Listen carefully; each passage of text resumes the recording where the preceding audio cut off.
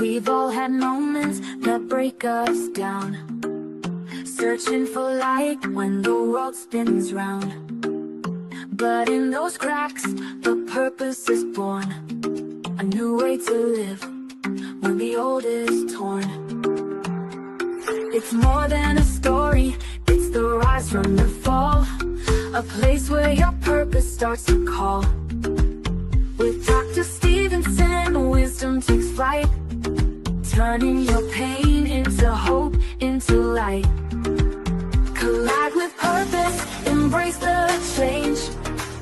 Every story's got a fire in its flame. Tune in, listen, find your way to take life's hardest hits and turn the page. In the podcast, the truth is found. Collide with purpose, let love abound. From heartbreak to strength, the lessons unfold. It's about how we rise, not the stories we've told. Guests with their journeys, sharing their light. In every collision, there's power in sight. It's more than a talk, it's the wisdom we gain through every struggle, through every pain. With conversations that open the door to purpose, to power, to so much more. Collide with purpose, embrace the change. Every story's got a fire in its flame. Tune in, listen, find your way to take life's hardest hits and turn the page. In the podcast, the truth is found. Collide with purpose, let love abound. So come as you are, with your scars and fears. This is the place where the truth appears. Turn your trials into stepping stones. Find the strength to claim your throne. Collide with purpose, embrace the change. Every story's got a fire in its flame. Tune in, listen, find your way to take life's hardest hits and turn the page. In the podcast, truth is found. Collide with purpose, let love abound. A collision with purpose, your journey starts here. In every conversation, we'll wipe away fear. Find your purpose, let your life ignite. With Dr. Stevenson, you'll find your light.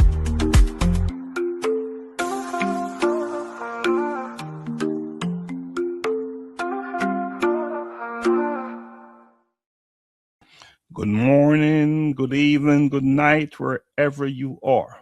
Welcome to Life-Changing Conversations to Inspire Actions. I am Dr. Laxley Stevenson. Some people are called to comfort. Others are called to clarity. But there are those who are called to crisis, to moments when fear is high, time is short, and lives hang in the balance.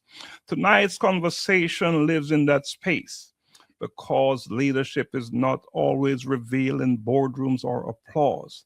It is often revealed in emergency rooms, hospital corridors, and silent moments beside a hospital bed. Here, compassion is not theoretical, and courage is not optional.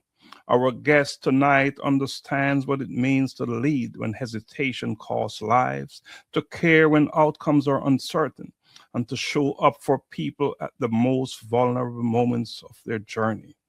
Faith Ndambuki is a certified emergency medical technician, a basic life support trainer, and the founder and director of Dial a Care Africa. Her work takes her into crisis most people never see, training responders, supporting patients with terminal illness, walking alongside caregivers, and strengthening systems where minutes matter. Tonight is not just a conversation. It is an invitation to understand what leadership looks like when life is truly on the line. Let us begin. Faith, welcome to Life Changing Conversations to Inspire Actions. Thank you so much, Dr. Leslie, and good morning, good evening. Thank you for having me in this show. Hope it will be an interactive show. Thank you. Thank you. It is my honor to have you on, Faith. You're coming live from Kenya. Where in Kenya are you? Currently, I'm in Machakos County, which is And near Nairobi. near Nairobi. Okay, so you're close Yes, to the yes, city, the real city. yes, yes. Awesome, awesome. So I have been to Nairobi on a couple of occasions, as well as I Mhm. have gone to the rural parts of Kenya. So what time is it in Nairobi right now? Right now, it's 7:28 p.m. Wow. All right. So we're going to have a conversation tonight, a conversation that I believe is significant, right? We're going to talk about compassion and courage when life is on the line. But before we get into our conversation, Faith, can you tell us a little bit about your early life? What was it like growing up in Kenya? Uh, I'm a third born in a family of five. We are four girls and one gentleman. And I grew up in the rural areas. I didn't have the pleasure of being in the city, but I grew up as just a normal child. Though I was a sickling as I was growing up, and I grew up with so much interest in caring for people. And every time I would see someone in crisis, someone is sick, I would always want to be closer to them. Mhm. That is the kind of a child I was as I grew up. So you have had this inkling and this need and this calling to work with people who are challenged with health and otherwise. So, and faith often calling reveals itself quite long before it becomes visible. Was there a moment when you were growing up when you encountered illness, loss, or crisis that quietly prepared you for the work you do today? Oh yeah, sure.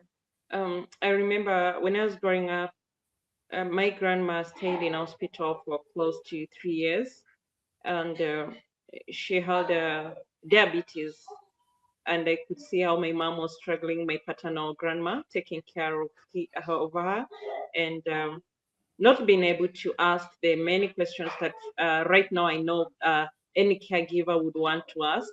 And also at some point, I had my sister who was very sick, and I had in the ambulance, the two of us. And that was quite a redefining moment for me on how I view emergency cases. And I had to feel it like as a relative, as a caregiver at that moment, what others do feel. And even when I had to ask myself so many questions. What can I do to other people find themselves in such situations and they are not able to help themselves? And another moment is when I have two daughters. One of them was diagnosed with meningitis, and after that, during COVID, I got my last born, and the big girl got post meningitis conversions. So you can see I have an infant and another one who is in a dire need of emergency care. And I'm one parent to like, I can't divide myself. So I need someone to take care of that child. Hmm. Yes. Faith, those early moments often become the foundation for life defining decisions. And that is what you experience. Those early Yeah. moments certainly move you into a certain direction. Now, Faith, emergency medical work is not for the faint hearted. Hmm. When did you actually realize this was not just a career choice, but a calling that you, Faith, could not ignore? In the year 2018, I got myself working in a hospital setup in the administrative office, whereby I was mostly in the in the emergency area and the wards, interacting with patients. And often at times that when patient gets into the hospital, the turnaround time when it comes to how they are being attended, it takes quite a while. And you find that probably someone has been rescued by a good Samaritan. They've been brought into the facility. No first aid has been done. So there is that urgency of care and, of course, good care for that patient. So during that time, I just realized how much I needed to go out there and save as many lives as I could. Though, like, you cannot save all, but you can always save someone. Yeah, so that was quite defining moment, and that's when I chose to go and study. At least I have a know-how, because even though I empathized with their situations, there was little that I could do to alleviate the pain, or rather to prolong their lives, because I didn't have the skills. I didn't have the know-how. So I realized going back to school and gaining the knowledge and the skills is all that I needed to go out there and make the difference. Mm. You know, Faith, calling always comes with a cost. Mhm. Is a cost, right? And I'm Yeah, sure. sure. So let's talk about what did it cost you? No, we're not talking a financial cost. We're talking emotionally, mentally, or personally to say Mhm. yes to this calling, to the work that you do. What did it cost you? Um, I would say that it costed my emotional, because again, I needed to be emotionally stable, because even though you are saving these people, even though you're empathizing with them, you need to be so strong so that you don't lose yourself. Mhm. You have to be responsible enough to take care of them and to take care of yourself, because if you don't strike a balance, then you find that there are no boundaries, and you go to the extremes. And once you go to the extremes, you there is a phrase that I usually use, that there is a very thin line between being affected and being infected. So those are some of the things that I could say that they costed me, because again, I always thought like I'm a weakling when it comes to emotions. So I had to invest so much, like I had to make an investment into it. Like, yeah, I should be empathetic but not sympathetic, because the moment I Mm. show sympathy, I'm not helping this person. And I had to be responsible enough to do what I have to do when I'm called to do. You know, Faith, I want you to talk a little bit about the difference between being empathetic and sympathetic. Can you dive a little bit deeper into that, please? Yeah, you see, now when you're empathetic, is that yeah, you can feel for them. I know, like, for example, let's say, for example, today you got headache. I don't know exactly how that headache is, Mhm. how much the pain it is, but I can come there and say, yeah, I know you're going through this, but you're gonna get over it, without now, like, how do I put it, like showing so much emotions. I can come there and start telling, oh, you got this headache. This headache is so bad. You know, I'm not, I'm not really encouraging you, but I'm letting myself be carried away by the emotions of what you're feeling. But when you're empathetic, you just associate with what they are going through. You just want to show them, yeah, I'm here for you. I might Mm. not feel what you're feeling, but I'm here. I'm gonna listen. I'm gonna, yeah, I'm gonna help where I can. Mm. So there are limits. There are limits that you must Yeah, abide by. There are yeah, limits, and that is where the empathetic, as opposed to being sympathetic, comes into play. Now, Faith, exactly. once the call is answered and you have answered the call, leadership is tested under pressure. Yeah. In emergency response, Mm, hesitation can cost lives. mm. How did you learn to make decisive calls, decisions when the pressure is intense and the margin for error is so thin? I would say uh, leadership is not loud. Mhm. It calls for calm in chaos. Um, it calls for clarity when under pressure, and that is what I've learned. Like, yeah, I'm under pressure, but I have to do what is right at that point. Mhm. because of course we have our own protocols that we follow. But when I get to the scene, what do I have to address? This person is bleeding. I have to address the bleeding first and then do the other thing later. I don't have to come and start now shouting. No, I have to do what it takes me to do and arrest the situation. And that's why I'm telling you that it is calm at that point that counts. You Mm, have to maintain your calm and just know that human life matters in that second. mm. So Yeah, you being don't take a lot of time. so under pressure, you must be calm. Exactly. Very, very, You very have interesting. Very important. So, crisis, and you live in that space. Crisis has a way of teaching lessons no classroom can ever teach sure. us, right? Yeah. What crisis has taught you about leadership that no leadership book or formal training ever could? Talk to us about that. One, it has taught me that I can, I can do. I have, as a leader, I have to be responsible enough so that even when others look at me, they have to emulate what I'm doing. Mm, As a leader, you have to give directions, and to give that direction, you don't. It doesn't mean that you be authoritative. You can just do what you're supposed to do and be responsible enough to take action what is needed. And with leadership, you don't wait for others to do. You do. mm. So You you don't you're just sit there. Don't just sit there and tell people, "Hey, do this. Hey, do that." No, it is about. I usually say that leadership it's like a web.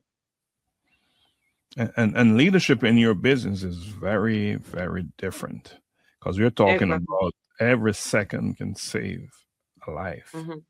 And you said it, it's about taking action, about stepping up. Yeah.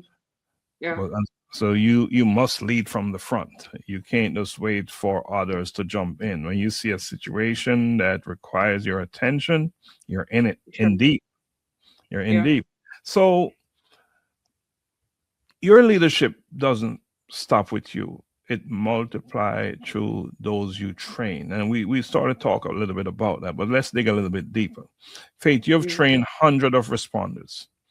Yeah. What is the most dangerous mindset you've ever seen in emergency care? And what mindset actually saves lives best? Uh, the dangerous mindset for me is complacency. When Mm, you get used to a situation, because most of the times there is this belief of like it won't happen. When, for example, when it comes to documentation, even if I don't document, nothing will happen. I'll still remember. If I don't document, someone will do it, and you find that at the end of the day, someone doesn't do it, and the outcome that one affects the outcome so much. And the mindset that saves life is the one for consistency and doing it right, and taking responsibility the moment something feels wrong. That mm, is the mindset that we have for saving lives. But the other one, for the dangerous one, is the one when you are so complacent with a situation, so that you are like, oh, anyway, even if I don't do it, someone else will do it.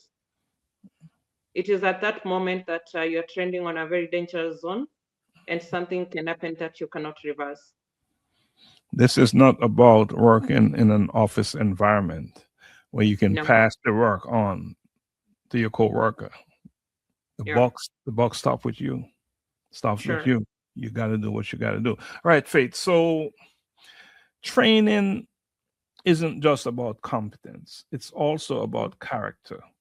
So, Yeah. Faith, when you train someone to save lives, do you focus more on skill or character, and why? Uh, for me, I teach skills, yes, but I build character. Mhm, Skills can be taught quickly. mhm. Yeah, I can tell you, like, we are doing CPR. This is how you place your hands on the chest, and someone will get that. But character will determine how that person will act under pressure. Mm, In a real emergency scenario, the character that is shaped is about the courage, the calmness of that person during that moment, and the accountability. So that turns the training into action. mm. So yes, I teach skills, but I build the character. So it's a combination. It's a combination of It's a both. combination. Because even with all the good character in the world, you must possess the skills necessary Exactly. to Sure. do the work. And the character Yeah. is just as important because character will determine whether the person will show up or not to do what Yeah. they're trained to do. Indeed. Yeah. All right. So let us talk a little bit about something that is big in your life, in your world. Dial a Care Africa and terminal Yeah. care. You know, your work takes you into the most sacred and painful spaces of life. So, Yeah. Faith, talk to me about Dialogue Care Africa, you know, and what you do. And what did you see in the healthcare system that convinced you that something had to change? Uh, Delacare was born out of like I saw the gap between patients with terminal illnesses as they navigate hospital corridors, and some of them are weak, some of them don't have relatives to help them around. And then I thought, like, what can be done to bridge the gap? And when I saw patients facing terminal illnesses, navigating the system that are not efficient, and even if they're efficient, they don't have or know-how on how to do it, is when now I came up with that idea of Delacare Africa Medical Navigation, where we are able to link up patients with facilities and also offer patient companionship care, whereby, yes, you have your clinic today, we are able to accompany you to their facility. We are able to do the administrative, we do the paperwork for you. We take your lab results from point A to B, and that one, it brings a lot of calmness and easiness to the patient and also the relatives. Mm. Yeah. And, and a critical piece is you're working with patients or facing terminal Mm, illness. sure. Mhm. That's a critical piece. Is Dialogue Care Africa a for-profit entity or is it a NGO? It's for both. It's for both. Okay, so there's a It's for both. component there. How Yeah. are you? How do you fund Dialogue Care Africa? How do you receive monies to operate the organization? Delicate most of the times that we have clients who do pay, Mhm, and when they pay, that is what we use sometimes to pay maybe the staff that I use to help the patients navigate. Sometimes you come across cases that you find that the client cannot pay completely. This patient needs help, and they are not in a position to do it. So you have to do what it takes for them to be helped. So sometimes I have friends who come on board and they chip in and they give donations toward the mhm. same. And when I can't, there are times I have to get into my pockets and do it, In your because you pockets. find that yeah, there are times that we accompany a patient to the hospital and we have to provide them with a meal. So Mm, sometimes you have to cook that meal and be with them, and remember, it's a whole day. It's a mhm. whole day affair, because you also want to make them feel comfortable. So Right. yeah. Mm. So there is a money making component, but the monies that you make is sometimes used to take care of the patients who cannot afford to pay. So in other words, what I'm hearing is that you don't really refuse patients, you take them on. Yes, yes, yes. Awesome, awesome. Well, continue to do the work you do there. That is essential thing you're doing in the society that you live in that ecosystem, because there are so many individuals who are not able to afford healthcare in Kenya and everywhere else for that matter, not just Kenya. That is a global problem, right?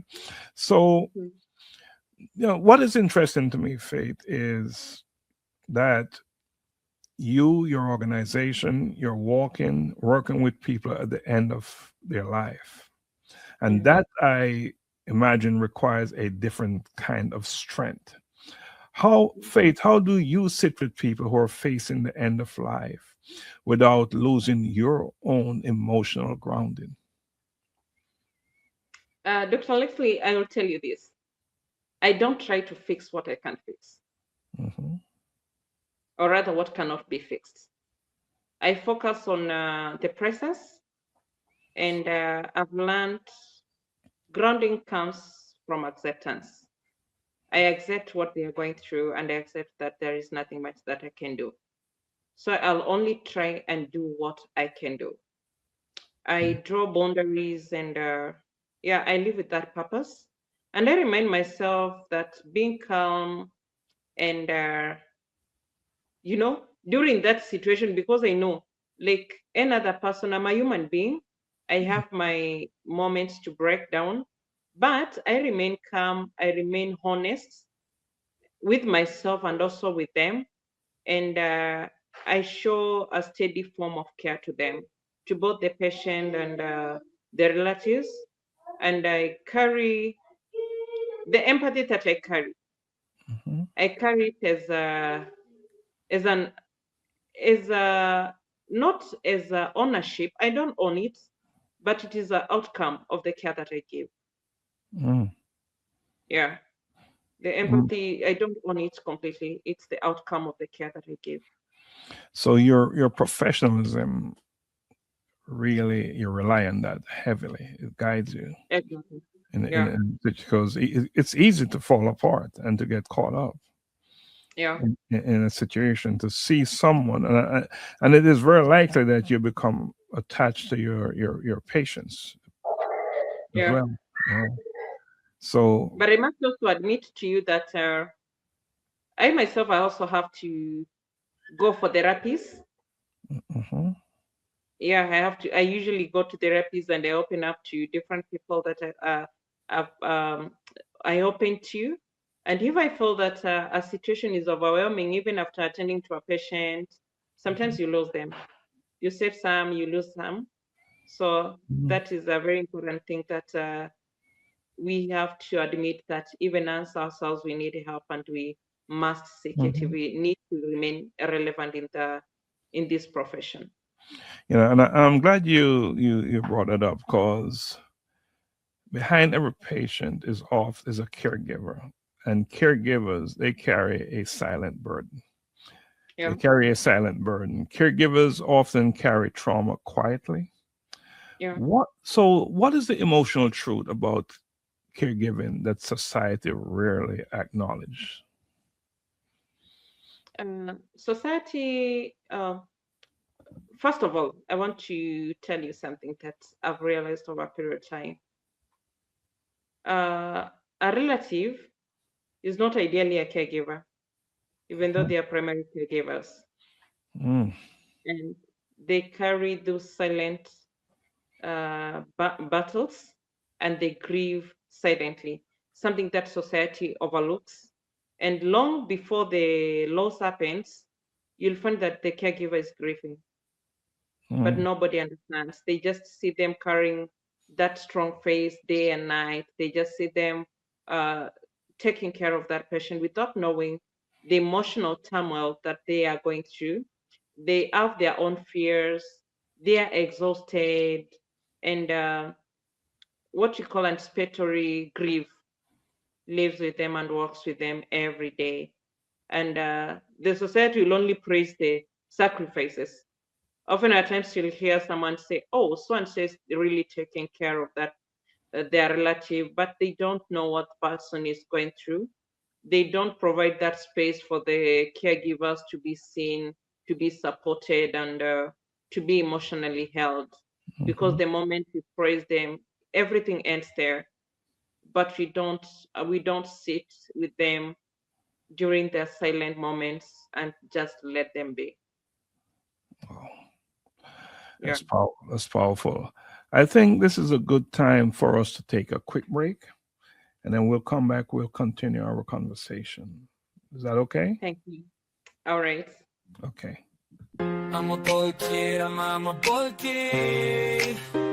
I'm a boy kid, I'm a boy kid. I wake up in the morning and I praise the Lord. I thank Him for His protection, and I walk in His steps, declaring that today's provision is set up for me. I love God and I love my friends. Yeah, I'm a bold kid. I'm a bold kid. I'm a bold kid.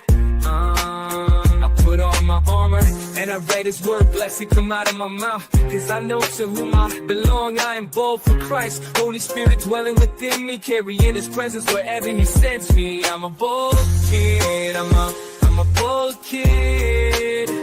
I'm a bold kid, I'm a bold kid.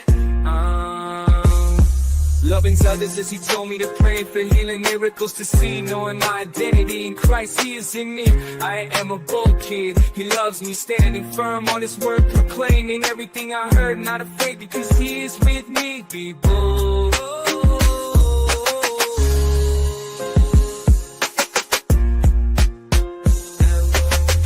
I'm a bold kid, I'm a bold kid, I'm a bold kid, I'm a bold kid. Put on my armor and I let His word blessing come out of my mouth. Because I know to whom I belong, I am bold for Christ. Holy Spirit dwelling within me, carrying His presence wherever He sends me. I'm a bold kid, I'm a bold kid. I'm a bold kid, I'm a bold kid. Welcome back to Life Changing Conversations to Inspire Actions. I'm having a conversation with Faith Ndambuki, and we're talking about leadership, compassion, and courage when life is on the line. Welcome back, Faith. Thank you. All right, so let us talk a little bit about mental well being and caregivers, right? Yeah, Because, sure. as we said earlier, every patient is often given a caregiver, and you explained that very well about Mm. caregivers. So, what I would like you to do is to pick up on that conversation, and let's talk a little bit about support in crisis. Yeah. Because support must also, even crisis, must also protect dignity. So, Yeah. Faith, how do you and your organization help families navigate hospitals, uncertainty, and grief while still preserving dignity and humanity? Um, that is a quite a very sensitive question, Dr. Leslie, because here we are talking about terminal illnesses, we are talking about end of life care, Hmm? which is inevitable. And one thing I do is to guide families with clarity, honesty, and communication. Those components are so key, and with respect, always respect the family and the caregiver, the patient. You have to respect their wish. If they don't want their issue being talked about, don't talk about it. That is one Hmm. thing I keep on telling people. And over a period of time, what I've learned when I'm taking care of a patient with terminal illness, most so some of them who are facing end of life, you don't discuss with them about their illness at that point. Hmm. Or even another patient who is facing terminal illness, don't sit with them and start discussing about their sickness. Try and divert that to a more positive conversation. Mhm, mhm, Just try to find out, like, if with the current situation, maybe the current events in the country, something you might also be able to find out what they love doing mostly, engage them at that level. And while at it, and you are helping that family, it is important to know that as you help them to make such decisions when it comes to end of life, you must do it with a lot of professionalism. Mhm. We normally say that in the patient's charter, their reports and their medical history remains confidential. Mhm. It is not for you to disclose important information to every family member who comes your way. No, you're not protecting them. Mhm. You are not upholding the the medical kind of you're not upholding professionalism at that point, and you'll find that you are hurting the families more. You are hurting the families more. So I would say that emergency and end of life care is not just about treatment. Mhm. It's more about presence and preserving humanity when it matters most. And it is at that point it matters most. Interesting. Interesting. Yeah, it is at Yeah. that point that it matters most. Mhm. Yeah. And so to suppress your emotional state and focus more on, I mean, the professional that you're sworn to be is so important. Yeah, and I usually tell people you don't need to say anything. Just stand there. Mm. Your presence will be felt. Stillness is powerful at times. Exactly. And the still waters run deep, right? Mhm. Absolutely. So does your Absolutely. presence there. Hmm. Yeah. And if you're a person like you and you've never experienced had this experience, you're new on the job. Hmm. What a and what a enlightening situation to be in. Uh, Allow me to give you an example. Hmm. While a student, I was an intern in a major referral facility. And there is this patient that every time I would come in, I would go and see. But that day, things changed Hmm. because I found they have transitioned. Hmm. And their relatives had not come, though they had been called. And Hmm. as usual, when they came, the first person they were used to seeing is me. Hmm. And when I saw them, I broke down. And there was nothing that I could do because at the end of the day, I'm a human being too. Hmm. But someone just who is experienced in the field had to take me aside and talk to me and told me, yeah, you can empathize with them without getting so much attached. Hmm. They need they need you because at the end of the day, you also need to take care of emotions. How many patients are you going to see in a week? Many. Some will make it, some will not make it. And if each patient goes with a part of you, then you'll be crossing the thin line. There would be no more you. you that would Yeah, be it. Yeah, some will make it and some won't. So that's just a stark reality. yeah, That you yeah, in your business, that's what you deal with. exactly. And Yeah, and then you after work you must go home and you have a yeah, family at home. sure, sure. Mhm. Wow. Yeah, Yeah. it So really, go ahead. it really, like I told you in the beginning, there is that thin line that I keep on telling people. There is a thin line between being affected and being infected, and this is what I mean by it.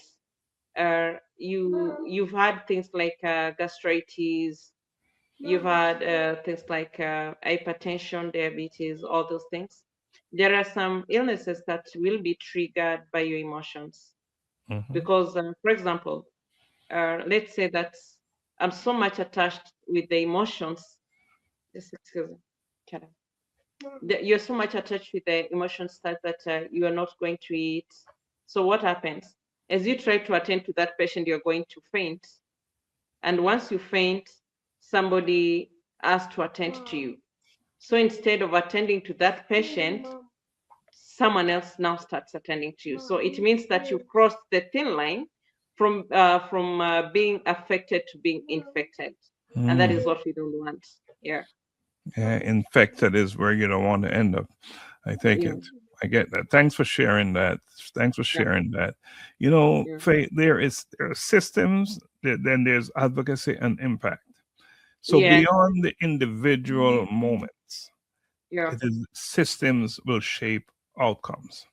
So, Faith, in your view, what is the Yeah. greatest failure in pre-hospital care and referral systems? And in your opinion, in your Mm, professional opinion, what must mm. change immediately? Um, Quite again a sensitive question, but that is the reality. We have failure in the systems, and this is what I've realized, that patients move through emergencies without clear coordination, without shared information or accountability. Most of the times you'll find a patient and you'll ask them, what has the doctor said? And they'll tell you, the doctor has not said anything. So it means that they don't have a clear information of what is happening to them. Mm, Yes, and most of the patients, they don't know that they have right to information. They have right to ask questions. Like, if you come to me, you're unwell, it is my responsibility to explain to you what is happening to you and what should be done to you. But that doesn't happen. So I think what must change immediately is the real-time communication. Real-time communication, because if we get real-time communication, we'll avert so many things and have structured referral pathways. If we are communicated, this patient needs ABCD, we refer to the next facility that is able to handle that case. So no patient, so that we don't get in patient lost in between the scene, the ambulance, and the hospital when it comes to emergency care. mm. Yes, Communication is always critical in everything we do. exactly. And Yes. no more so in a situation where Yeah, lives are at risk. Our lives exactly. can be safe. Communication is critical. So, Yeah. Faith, impact is not only measured by lives saved, but also by Mm. systems transformed, right? Yeah. So, when you think about long term impact, what Yeah. legacy are you intentionally building through Dial a Care Africa? What legacy are you intentionally building? I'm building a legacy where the access to emergency care is guided. Mhm. It's so clear that it's crystal clear of what is needed to be done. It is well coordinated, and it upholds human morals. Like, yeah, we are safeguarding human dignity through that. And through Care Africa, we are strengthening the medical referral system, whereby the patient will not be lost in between. Because when we are doing the medical navigation, the patients are able to arrive to the right care faster. The systems work together better, and dignity is preserved even in crisis. That is what we are upholding as Care Africa. Mm. You Yes. know, if not Dial a Care Africa Yes. and training responders, and Yeah. what would Faith be doing right now? Saving lives. Nothing would change. You would still be saving lives. Yes. There's no other career path for you. No. I trained as a teacher. It's interesting. I trained first as a teacher, Mm-hmm. but getting a job in a hospital facility changed everything. Mm. So in my next life, I would still want to save lives. I would still want to touch lives. Well, if I may, let me add that you trained as a teacher and you're still a teacher because you're teaching Exactly. other people. So your Was training it? as a teacher served you well. Sure, sure. It gave me foundation for so many things. Absolutely. It's just see, teaching. I think often we see teaching or being a teacher as a in a classroom. Mm-hmm. We are a teacher as well as we're all learners in life, Yeah, and we're yeah. teachers in life, and so it's just a matter of how you apply the application, how you Mm-hmm. apply your teaching skills, and clearly you have done that very well in your chosen field that you're called to. So Mm-hmm. let as we're approaching the end of our conversation, I have a segment here. I call it quick fire questions. So I'll ask you the question, and then you just give Yeah. me the first thing that comes to mind. Right? Okay. So faith, crisis, or comfort? Which one truly reveals leadership? Crisis. To me, it's crisis. Crisis. Awesome. Yeah. Compassion or competence? Which matters more when lives are at stake? Uh, Both of them matter because even though you're compassionate, you should also be competent in what you're doing. You must do it right. Or they have the equal weight, or is one more heavily weighted? Pardon? They have equal weight, or one To is. me, Mhm, I wouldn't say that they have equal weight. I would mhm. say that they, what do you call it? They go hand in hand Okay. because even when you're doing it confidently, you must do it with compassionate. You must be compassionate. All right. So Faith, here's this one. If Yeah. you could change one thing in emergency care today, what would it be? The referral systems. Why? Because I feel like our work focuses on reducing referral delays and missed handovers. So I will do that by creating clear navigation and communication pathways. Mhm. Yeah. So Faith, this is what I would like you to do for me. I Yeah. want you to look into the camera, and I want you to speak to one person, that person who you credit for who faith is today and who faith will become. I want you to talk to that person and tell them how you feel. Well, one person. One person. Wow. Wow. Can I talk to two? Let's start with one. Okay. I'll credit my former boss who saw the potential in me and gave me the opportunity to go and study. It was not easy to navigate between work and school. Remember, you're talking to the person or talk to them. It was not easy for you as a boss to allow me to get those hours, but you still had to do what had to be done because you saw potential in me and you saw what laid ahead of me. And I remember the question that you asked me one day: where do I see myself 5 years from the time you're asking me that question? And last year it was 5 years from the time that I began it, and I'm proud of where I am. So thank you so much, Madam Maureen, for that. All right. Now you can talk to the second person. And to the one Mr. Uh, Gordon Bates is a director of Radio EMS Africa. I'm so happy that you gave me opportunity to feature in one of your radio shows, and you built my character from that point, and you kept on encouraging me to keep on going. And even as it is now, you're always rooting for me. So thank you so much, sir, for that. Awesome. And I say thank you to both of them for what they did for you. So now you're doing it for others. So we credit them and we honor them both for that. So, Faith, we're getting ready to wrap up. Is there anything else you would like to add to the conversation? Maybe I didn't ask you a question, or but anything else you'd like to add? This is the opportunity for you to do so. I would like to speak to caregivers. It is okay to feel overwhelmed.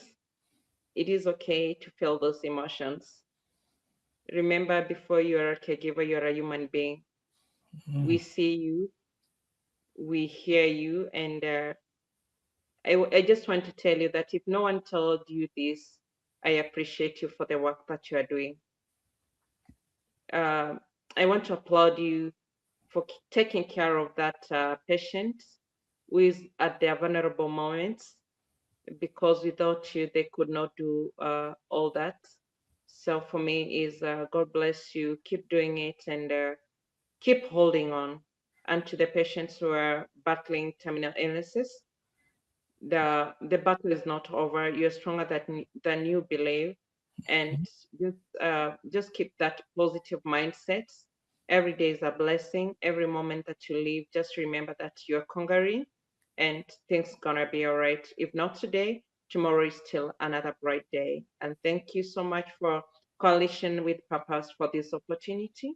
I would say that you are creating such a platform whereby minds are shifting, and we are living with a purpose, of course. And like you kind of opened my mind, and the other I found myself over a couple of days just thinking about padlock, Hmm. the padlock itself. There is the padlock, the lock, and there is the key. Hmm. So are we ready to unlock our mindsets? You cannot shift when your mind is still locked. So kindly live with the purpose, unlock the potential in you. Thank you. And you know, Faith, you know, what is so powerful about the padlock is that you have the key. Oh yeah, sure. Yeah, so it's really a matter of being proactive in your life and making Mhm. that decision that I am no longer imprisoned by anything or anyone, and especially in my mind, right? So that is another conversation. So, Yeah. Faith, as we close, and to Yeah. anyone who's listening and watching this Mm. broadcast, Yeah. one truth should remain very clear, and that is crisis does not create character, it Mhm. reveals character. Sh- Sure. Leadership shows up when decisions are hard, and I've been listening to you, and it is evident that it's showing up in your life. Your leadership shows up because of the work that you do, and that compassion shows up when outcomes are uncertain, and you work in an environment where outcomes are always uncertain. Mhm. Courage shows up when there is no guarantee, only responsibility. Yes. And to anyone out there listening again, what we have heard tonight is not a story of titles or recognition. It is a testimony of service, resilience, and presence in moments where humanity matters most.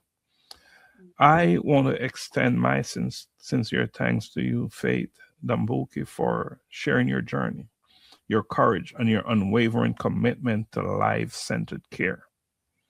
Faith, understand and know that your work reminds us that leadership is not always loud, but it is always costly.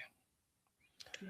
And this is exactly why this space, a collision with purpose movement, and life changing conversations to inspire actions, exist.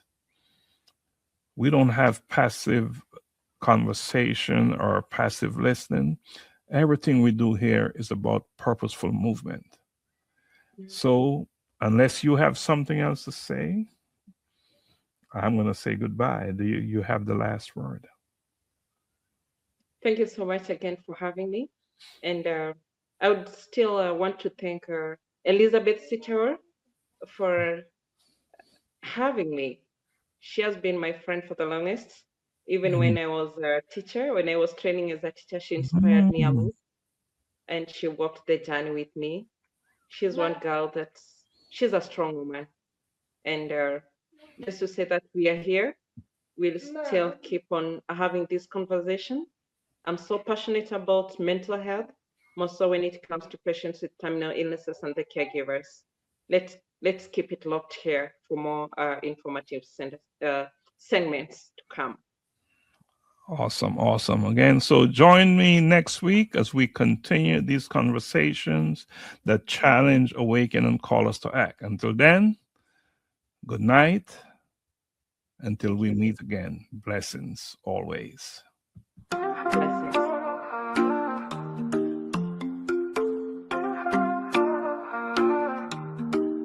We've all had moments that break us down, searching for light when the world spins round. But in those cracks, the purpose is born, a new way to live when the old is torn. It's more than a story, it's the rise from the fall, a place where your purpose starts to call. With Dr. Stevenson, wisdom takes flight, turning your pain into hope, into light. Collide with purpose, embrace the change. Every story's got a fire in its flame. Tune in, listen, find your way to take life's hardest hits and turn the page. In the podcast, the truth is found. Collide with purpose, let